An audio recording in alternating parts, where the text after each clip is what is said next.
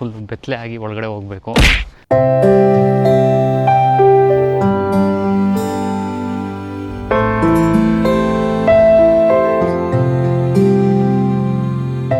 ನಮಸ್ಕಾರ ಮತ್ತು ಕೊನಿಚಿವಾ ಮತ್ತು ಒಹಾಯೋ ಎಲ್ರಿಗೂ ಡೇ 2 ಆಫ್ ಮೈ ವ್ಲಾಗಿಗೆ ಸ್ವಾಗತ ಸುಸ್ವಾಗತ. ಡೇ 2ದು ಪ್ಲ್ಯಾನ್ ಏನಪ್ಪ ಅಂದರೆ ಫಸ್ಟು ಆನ್ಸೆನ್ ಹೋಗಿ ಸ್ನಾನ ಮಾಡಿಕೊಂಡು ಫಸ್ಟ್ ಟೈಮು ಆನ್ಸೆನ್ನ ಎಕ್ಸ್ಪೀರಿಯೆನ್ಸ್ ಮಾಡ್ತಾ ಇದ್ದೀನಿ. ನೆಕ್ಸ್ಟು ನಚಿ ಫಾಲ್ಸ್ ಅಂತ, ಸೊ ತುಂಬಾ ಫೇಮಸ್ ಫಾಲ್ಸು ಜಪಾನಲ್ಲಿ, ಅದನ್ನು ವಿಸಿಟ್ ಮಾಡಿ ನೆಕ್ಸ್ಟ್ ಒಂದು 2 to 3 very large Buddhist temples ಇದೆ. ಸೊ ಅದನ್ನು ನೋಡಿ ಲಾಸ್ಟಿಗೆ ಇನ್ನೊಂದು ಕ್ಯಾಂಪಿಂಗ್ ಗ್ರೌಂಡ್ಗೆ ಹೋಗಿ ರೀಚ್ ಆಗೋದೆ ಇವತ್ತಿನ ಪ್ಲ್ಯಾನು. ಸೊ ಬನ್ನಿ, ಲೆಟ್ಸ್ ಗೋ. ಟೆಂಟಿಂದ ವ್ಯೂ ನೋಡಿ ಈ ಥರ ಇದೆ. ನಮ್ಮ ಗಜ ಇಲ್ಲೇ ನಿಂತಿದ್ದಾನೆ, ಸುತ್ತ ಬೆಟ್ಟ ಇದೆ, ಮುಂದೆ ಅಲ್ಲೊಂದು ನದಿ ಇದೆ, ಕ್ರೇಜ್ ಇದೆ ವ್ಯೂ. ಸ್ಕ್ರ್ಯಾಂಬಲ್ಡ್ ಎಗ್ಸ್ ಮಾಡಿದ್ದೀನಿ. ಕಾಫಿ ಮಾಡೋದಕ್ಕೆ ಮಿಲ್ಕ್ ಪೌಡರು, ಶುಗರ್ ಪ್ಯಾಕೆಟ್ಸು ಮತ್ತು ಕಾಫಿ ಪೌಡರು ಎಲ್ಲ ತೊಗೊಂಬಂದಿದ್ದೀನಿ. ಇದೇ ನೋಡಿ ನನ್ನ ಕಪ್ಪು. ಇದೇನು ಕಪ್ಪದ್ದು ಬಾಕ್ಸ್ ತೋರಿಸ್ತಾರೆ ಅಂತ ಅಂದ್ಕೊಂಬೇಡಿ, ಇದು ಹಿಂಗೆ ಓಪನ್ ಆಗುತ್ತೆ. ಫೋಲ್ಡೇಬಲ್ ಕಪ್ ಇದು. ಸೊ ಇದನ್ನು ಈ ಥರ ಕಪ್ಪಾಗಿ ಕನ್ವರ್ಟ್ ಆಗುತ್ತೆ. ಇಂಟ್ರೆಸ್ಟಿಂಗ್ ಅಲ್ಲ? ಅದೇನೋ ಗೊತ್ತಿಲ್ಲ, ಹೊರಗಡೆ ನಾವೇ ಕ್ಯಾಂಪಲ್ಲಿ ಮಾಡ್ಕೊಂಡಿದ್ದು ಫುಡ್ಡು ಯಾವಾಗಲೂ ಚೆನ್ನಾಗಿರುತ್ತೆ ಟೇಸ್ಟು. ಸೊ ಫೈನಲಿ ಎಲ್ಲ ಪ್ಯಾಕ್ ಮಾಡಿ ಇಟ್ಟಿದ್ದೀವಿ. ಪ್ಯಾಕ್ ಮಾಡೋದ್ರಂತೂ ಸ್ವಲ್ಪ ಟೈಮ್ ಹಿಡಿತು, ಆಲ್ಮೋಸ್ಟ್ 1 hour ಹಿಡಿತು ಅಂತಲೇ ಹೇಳ್ಬೋದು. ಎಲ್ಲ ಡ್ರೈ ಮಾಡಿ ಟೆಂಟ್ನ ಇಲ್ಲಿಡೋ ಅಷ್ಟೊತ್ತಿಗೆ. This was my first camping experience. ಸಖತ್ತಾಗಿತ್ತು ಮಾತ್ರ. ಹೊಸ ಹಾಬಿಯಾಗಿ ತೊಗೊಂಡಿರೋದು, it was well worth it. ಬಿಸಿಲು ಕೂಡ ತಲೆ ಮೇಲೆ ಬಂದ್ಬಿಟ್ಟಿದೆ, ಓಡೋ ಟೈಮ್ ಬಂತು.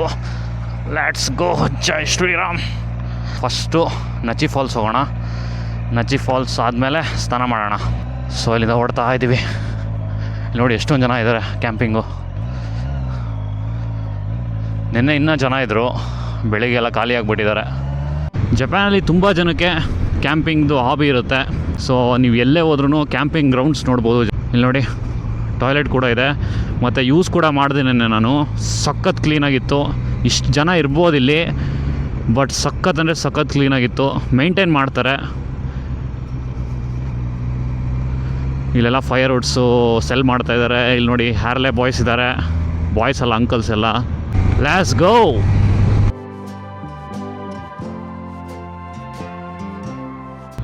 ಸ್ವಲ್ಪ ಪೆಟ್ರೋಲ್ ಹಾಕ್ಸ್ಕೊಂಡು ಹೋಗ್ಬಿಡೋಣ. Regular ದೆಸ್. Hi.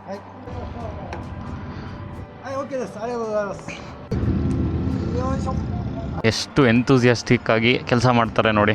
Hi.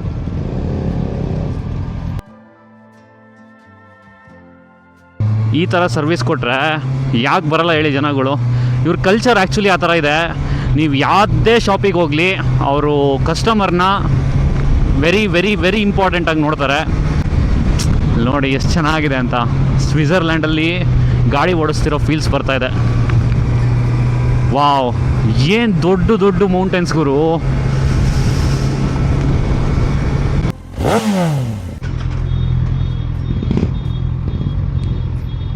Finally here we are in the streets of Nachi. So ನಂಗೆ ಆಲ್ರೆಡಿ ಮುಂದೆ ಕಾಣಿಸ್ತಾ ಇದೆ ಫಾಲ್ಸು. ಸಖತ್ ಬ್ಯೂಟಿಫುಲ್ ಆಗಿದೆ ಇಲ್ಲಿ ನಾನು ನೋಡೋದಕ್ಕೆ. ತೋರಿಸ್ತೀನಿ ನೋಡಿ. ಜೋಗ್ ಫಾಲ್ಸ್ ಇನ್ನೇನು ನಾರ್ಮಲಾಗಿ 2-3 ಸರಿ ನೋಡಿದ್ದೀನಿ, ಬಟ್ ಕೆಳಗಡೆಯಿಂದ ಇಷ್ಟು ಹೈಟಿಂದ ನೀರು ಬೀಳ್ತಿರೋದಿದೆ ಫಸ್ಟ್ ಟೈಮ್ ನೋಡ್ತಾ ಇರೋದು. ಬ್ಯೂಟಿಫುಲ್. ಈ ಸ್ಟ್ರೀಟ್ಸಲ್ಲೇ ಎಲ್ಲ ಸವಿನಿಯರ್ ಶಾಪ್ಸ್ ಇದೆ, ವೆಂಡಿಂಗ್ ಮಿಷನ್ಸು, ಮತ್ತು ಏನಾದರೂ ಗಿಫ್ಟ್ಸ್ ತೊಗೊಬೋದು ಇಲ್ಲಿ. ಬ್ಯೂಟಿಫುಲ್ ತೊರಿಗೇಟ್ ಇದೆ ನೋಡಿ. ವಾವ್, ಸಿಂಬಾಲಿಕ್ ಆಗಿದೆ. ಸೊ ಎಂಟ್ರಿ ಆಗಿದ್ದೀವಿ ಒಳಗಡೆ. ಸಖತ್ ದೊಡ್ಡ ಮರಗಳು. ನಚಿ ಫಾಲ್ಸ್ ಬಂದ್ಬಿಟ್ಟು ಜಪಾನ್ನ ಟಾಲೆಸ್ಟ್ ವಾಟರ್ಫಾಲು. 133 ಮೀಟರ್ ಇದೆ.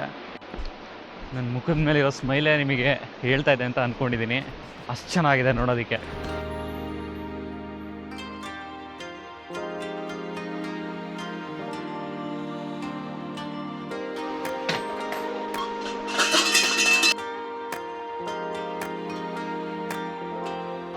ಇಲ್ಲೊಂದು ತೊರಿಗೇಟ್ ಇದೆ, ತೊರಿಗೇಟಿಂದ ವಾಟರ್ಫಾಲ್ ಇದೆ, ಸಖತ್ತಾಗಿ ಕಾಣಿಸ್ತಾ ಇದೆ.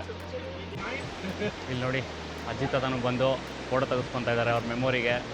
ಅಜ್ಜಿ ನೋಡಿ ಫುಲ್ ಕೂಲು.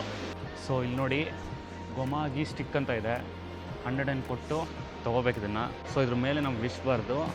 ಇಲ್ಲಿ ಬೆಂಕಿ ಇದೆ ನೋಡಿ, ಈ ಧೂಪದೊಳಗಡೆ ಹಾಕಬೇಕು. ಸೊ ಆ ವಿಶ್ವ ನಿಜ ಬರುತ್ತೆ ಅಂತ ಒಂದು ನಂಬಿಕೆ. 300 ಏನು ಕೊಟ್ಟು ಟಿಕೆಟ್ ತೊಗೊಂಡಿದ್ದೀನಿ ಮೇಲಕ್ಕೆ ಹೋಗೋದಕ್ಕೆ. ಸೊ ಇಲ್ಲಿ ಟೆಂಪಲ್ ಮತ್ತು ದ ಗ್ರೇಟ್ ನಚಿ ಫಾಲ್ಸ್ನ ಹತ್ತಿರದಿಂದ ನೋಡ್ಬೋದು. ಇಲ್ಲೂ ಕೂಡ ತುಂಬ ಹತ್ತಿರದಿಂದ ವ್ಯೂ ಇದೆ ನೋಡಿ, ಕ್ರೇಜಿ ಕಾಣಿಸ್ತಾ ಇದೆ ಮಾತ್ರ. ಸೊ ಬನ್ನಿ ನೆಕ್ಸ್ಟ್ ಡೆಸ್ಟಿನೇಷನ್ಗೆ ಹೋಗೋಣ. ಒಕಾಯಾಮಗೆ ಯಾವುದೇ ಟ್ರೈನ್ ಬರಲ್ಲ, ಸೊ ಎಲ್ಲ ಬಸ್ಸಿಗೆ ಬರ್ತಾರೆ. ಬಸ್ ನೋಡಿ ಕ್ಯೂ ಎಷ್ಟಿದೆ ಅಂತ ತೋರಿಸ್ತೀನಿ. ಲಿಟ್ರಲಿ ಅಲ್ಲಿವರೆಗೂ ಇದ್ದಾರೆ. ನಾವು ಫೈನಲಿ ಬಂದು ರೀಚ್ ಆಗಿದ್ದೀವಿ ಸತ್ಸುಕಿ ಕವಾ ಆನ್ಸೆನ್. ಸೊ ಇಲ್ಲಿ ಪಾರ್ಕ್ ಮಾಡಿದ್ದೀನಿ ಗಾಡಿನ. ಸೊ ಇದು ನನ್ನ ಫಸ್ಟ್ ಟೈಮು ಆನ್ಸೆನ್ ಎಕ್ಸ್ಪೀರಿಯನ್ಸ್ ಆಗಿರುತ್ತೆ. ಬಟ್ ಒಂದು ತೊಂದರೆ ಏನಂದರೆ ಇವ್ರ ಕಲ್ಚರಲ್ಲಿ ಫುಲ್ ಬೆತ್ತಲೆ ಆಗಿ ಒಳಗಡೆ ಹೋಗಬೇಕು. ಸೊ ಇದು ಪಬ್ಲಿಕ್ ಬಾತು. ನನಗೆ ಓಕೆ ಅನಿಸಿದ್ರೆ ಹೋಗ್ತೀನಿ, ಇಲ್ಲಾಂದರೆ ಮಾಡಲ್ಲ. ಸೊ ಅವ್ರನ್ನ ಕೇಳಿದೆ, ಕಂಪ್ಲೀಟಾಗಿ ನೇಕೆಡಾಗೆ ಹೋಗಬೇಕು ಆನ್ಸೆನ್ ಒಳಗೆ ಅಂತ ಹೇಳಿದ್ರು. ಬನ್ನಿ ಎಕ್ಸ್ಪೀರಿಯೆನ್ಸ್ ಮಾಡೋಣ. ಇದೊಂದು ಜಾಪನೀಸ್ ಕಲ್ಚರಲ್ಲಿ ಎಕ್ಸ್ಪೀರಿಯೆನ್ಸ್ ಮಾಡಬೇಕಿತ್ತು, ಮಾಡಿರಲಿಲ್ಲ, ಮಾಡ್ತಾಯಿದ್ದೀನಿ ಇವತ್ತು. So red colour women section, man section. ಇದು ಒಳಗಡೆ ಹೋಗಿರೆ ಎಲ್ಲ ನೇಕೆಡಾಗಿರ್ತಾರೆ. ಸೊ ಇದ್ರ ಮುಂದೆ ವಿಡಿಯೋ ಹಾಕಿರಲ್ಲ. A few moments later. So ಆನ್ಸೆನಿಂದ ಆಚೆ ಬಂದಿದ್ದಾಯಿತು. ಒಳಗಡೆ ಇದ್ದಿದ್ದು ಎಕ್ಸ್ಪೀರಿಯೆನ್ಸ್ನ ಶೇರ್ ಮಾಡ್ತೀನಿ ಬನ್ನಿ ನಿಮ್ಮ ಜೊತೆ. ನಮ್ಮ ಕಲ್ಚರಲ್ಲಿ ಬಾತ್ ಟಬ್ ಅನ್ನೋ ವಿಷಯನೇ ಇಲ್ಲ. ಸೊ ಇವ್ರಿಗೆ ಮನೆಯಲ್ಲೂ ಬಾತ್ ಟಬ್ ಇರುತ್ತೆ. ಸೊ ನಮ್ಮ ಮನೇಲೂ ಇದೆ ಬಾತ್ ಟಬ್ಬು. ಇದು ಬಂದ್ಬಿಟ್ಟು ಎಷ್ಟೊಂದು ಜನ ಹಾಬಿ ಕೂಡ ಆನ್ಸೆನ್ಗೆ ಹೋಗೋದು, ಜಾಪನೀಸ್ ಪೀಪಲ್ ಹಾಬಿ. ಸೊ ಒಳಗಡೆ ಎಲ್ಲ ಬೆತ್ತಲೆ ಆಗಿದ್ದರು, ನಾನು ಕೂಡ ಬೆತ್ತಲೆ ಆಗೇ ಹೋದೆ. ಬೇರೆ ಕಲ್ಚರ್ ಎಕ್ಸ್ಪೀರಿಯೆನ್ಸ್ ಮಾಡೋದ್ರಲ್ಲಿ ತಪ್ಪೇನಿಲ್ಲ. It was a fun experience. ನಾನು ಮತ್ತೆ ಹೋಗ್ತೀನಿ. ಬೇರೆಯವ್ರನ್ನ ಬೆತ್ತಲೆ ನೋಡೋಕ್ಕಂತಲ್ಲ. It's like massaging bathtubs ಇತ್ತು. ಸೊ ಅದ್ರಲ್ಲಿ ಕೂತ್ಕೊಂಡ್ರೆ ಬಾಡಿ ಫುಲ್ ಮಸಾಜ್ ಆಗುತ್ತೆ, ಆ ಥರ. One of the unique experience ನಾನು ಇಲ್ಲಿವರೆಗೂ ಜಪಾನಲ್ಲಿ ಮಾಡಿರೋದು. ಸೊ ಇದೊಂದು ನನ್ನ ಬಕೆಟ್ ಲಿಸ್ಟಲ್ಲಿತ್ತು, ಮಾಡಬೇಕು ಅಂತ. ಬಟ್ ಧೈರ್ಯ ಬರ್ತಾ ಇರಲಿಲ್ಲ. ಇವತ್ತು ಮಾಡಲೇಬೇಕಾಗಿದ್ದು ಅನಿವಾರ್ಯ ಬಂದುಬಿಟ್ಟಿತ್ತು. ಎಲ್ಲೂ ಸ್ನಾನ ಮಾಡೋಕ್ಕೆ ಜಾಗ ಇರಲಿಲ್ಲ.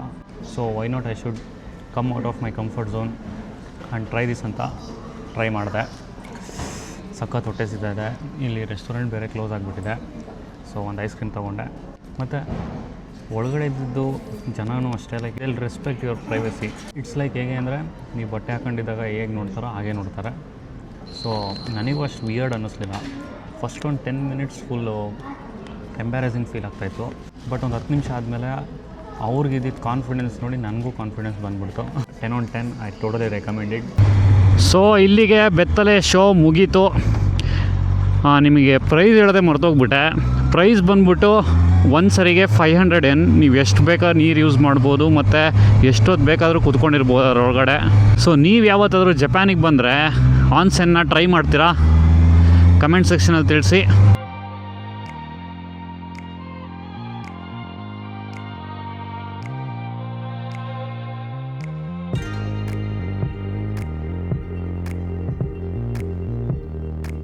ಇದು one of the largest torii gates ಜಪಾನಲ್ಲಿ.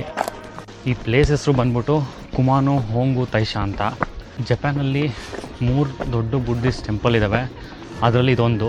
ಮತ್ತು ಈ ದೇವಸ್ಥಾನ ಯುನೆಸ್ಕೋಯಿಂದ ಕೂಡ ರೆಕಗ್ನೈಸ್ ಆಗಿದೆ. ಇವಾಗೇನು ತೊರಿ ಗೇಟ್ ನೋಡಿದ್ವಲ್ಲ ಅವ್ರ ಕಡೆ, that is one of the largest story Gates of Japan. ಸಖತ್ ಸ್ಪಿರಿಚುವಲ್ ಫೀಲಿಂಗ್ ಇದೆ ಇಲ್ಲಿ ಬಂದರೆ. ಬ್ಯಾಕ್ಗ್ರೌಂಡಲ್ಲಿ ಜಾಪನೀಸ್ದು ಸ್ಪಿರಿಚುವಲ್ ಸಾಂಗು ಪ್ಲೇ ಆಗ್ತಾಯಿದೆ. ಎಂಟ್ರೆನ್ಸ್ ನೋಡಿ ಎಷ್ಟು ಅದ್ದೂರಿ ಆಗಿದೆ ಅಂತ. ಇದೆಲ್ಲ ಹೆಂಗೆ ಡಿಸೈನ್ ಮಾಡಿದ್ದಾರೆ ಇಲ್ಲಿ ಅಂತ.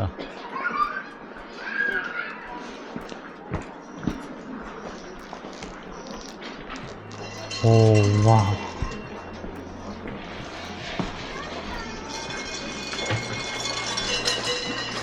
ಇಲ್ಲಿ ನೋಡಿ ಎಷ್ಟು ಬ್ಯೂಟಿಫುಲ್ಲಾಗಿ ಕಾಣಿಸ್ತಾ ಇದೆ ಅಂತ. ಓ ಒಳಗಡೆ ಹೋಗೋಕ್ಕಾಗಲ್ಲ, ಹೊರಗಡೆನೇ ಪ್ರೇ ಮಾಡ್ತಾ ಇದ್ದಾರೆ ನೋಡಿ ಇಲ್ಲೆಲ್ಲ ಲೈನ್ ಮಾಡಿಕೊಂಡು. ರೂಮ್ಸ್ ಅಬ್ಸರ್ವ್ ಮಾಡಿ, ಏನೋ ಡಿಫ್ರೆಂಟಾಗಿ ಮಾಡಿದ್ದಾರೆ. ನಾನು ಇಲ್ಲಿವರೆಗೂ ನೋಡೇ ಇರಲಿಲ್ಲ ಈ ಥರ ಒಂದು ಆರ್ಕಿಟೆಕ್ಚರ್ನ. ವಾವ್.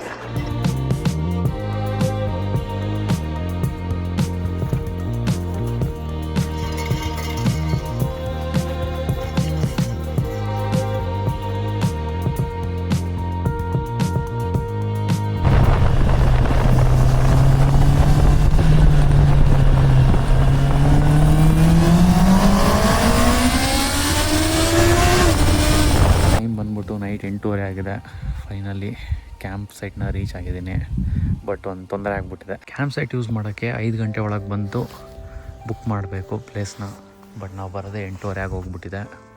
ಸೊ ಇವರೇ ಪಾಪ ಮುಂದೆ ಇರೋರು ಹೆಲ್ಪ್ ಮಾಡಿದ್ರು. ಟುಡೇಸ್ ರೈಡ್ ವಾಸ್ 240 ಕಿಲೋಮೀಟರ್ಸ್ ಅನಿಸುತ್ತೆ. ಕಂಪ್ಲೀಟ್ ಅಂದರೆ ಕಂಪ್ಲೀಟ್ ಹಿಲ್ಲಿ ರೋಡ್ಸು. ಎಷ್ಟು ಬೆಂಡ್ ಮಾಡಿ ಗಾಡಿನ ಶೋಲ್ಡರ್ಸ್ ಎಲ್ಲ ಪೇಯ್ನ್ ಬಂದುಬಿಟ್ಟಿದೆ. ಬಟ್ ಆನ್ಸೆನ್ಗೆ ಹೋಗಿದ್ದು ಮಾತ್ರ ವೆರಿ ಗುಡ್ ಡಿಸಿಷನ್.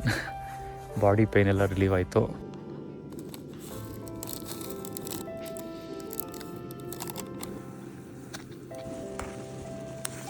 ಡೇ 2ಲಿ ಇಷ್ಟೆಲ್ಲ ಮಾಡಿದೆ.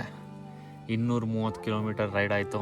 ಸೊ ಅವ್ರು ನನಗೆ ಹೆಲ್ಪ್ ಮಾಡಿದ್ರಲ್ಲ, ಅವ್ರು ಫುಲ್ ಫ್ಯಾಮಿಲಿ ಜೊತೆ ಬಂದಿದ್ದಾರೆ. ಅವ್ರ ಜೊತೆ ಸ್ವಲ್ಪ ಕೂತ್ಕೊಂಡು ಮಾತಾಡಿದ್ವಿ. It was a good experience.